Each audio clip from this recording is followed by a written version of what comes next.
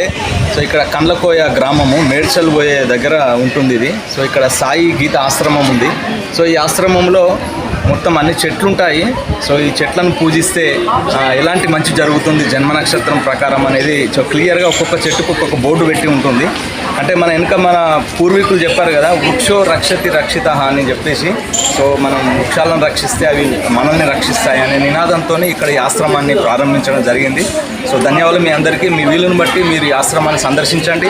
ఈ ప్రకృతిలో ఒకరోజు గడిపి వెళ్ళండి. మంచి ఆరోగ్యం, మంచి గాలి, మంచి ఆక్సిజన్ కూడా మనం తీసుకొని ఆరోగ్యంగా ఉండడానికి కూడా ఒక ప్రతిరూపంగా ఉంటుంది ఇది.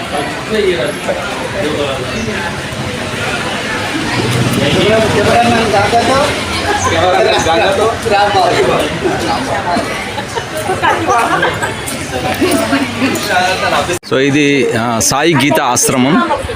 సో కండ్లకోయలో ఉంటుంది. సో ఇక్కడ సండే ఈ రోజు నాడు చాలామంది సిటీలో ఉన్న వాళ్ళందరూ పిక్నిక్ వస్తూ ఉంటారు. చాలా రకాల చెట్లు ఉన్నాయి ఇందులో. ఒక్కొక్క చెట్టుకు ఏం మేలు ఉంటుందనే చెట్టుకు ఆ పేరు యొక్క విశిష్టత రాసి ఉంటుంది. దానికి బోర్డ్స్ కూడా ఉంటాయి.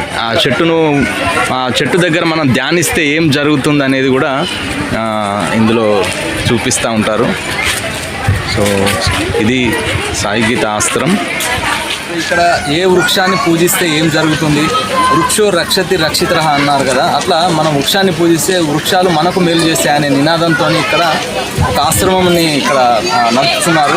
ఈ ఆశ్రమంలో అనేక రకాల చెట్లు ఉంటాయి. అందులో ఒక రకమైనటువంటి చెట్టు ఇక్కడ చూస్తున్నాము, టచ్ మీ అంట. ఈ చెట్టును టచ్ చేసినప్పుడు ఈ చెట్టు ముడుచుకుంటూ ఉంటాయి ఆకులు.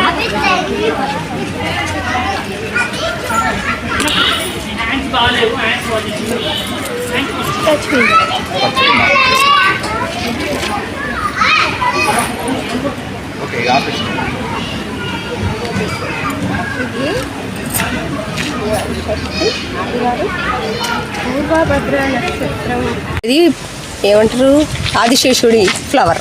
ఆదిశేషుడి ఫ్లవర్ అంటారు. ఓపెన్ చేసినప్పుడు ఆ లింగాకృతిలో ఉంటుంది. సో ఇట్లా సిస్టమేటిక్, వెరీ నైస్. చూడండి ప్రకృతి మనకు ఎన్ని కల్పించిందో ఈ భూమి మీద. ఇలాంటి అద్భుతాలు ఎన్నో ఈ యొక్క సాయి గీత ఆశ్రమంలో ఉన్నాయి. సికింద్రాబాద్ నుంచి మేడ్చల్ పోయే దారిలో ఉన్నటువంటి ఈ సాయి గీత ఆశ్రమాన్ని మీరు హైదరాబాద్ వచ్చినప్పుడు సందర్శించండి. మా యొక్క వీడియో నచ్చినట్లయితే లైక్ చేయండి, మా యొక్క ఛానల్ను సబ్స్క్రైబ్ చేయండి.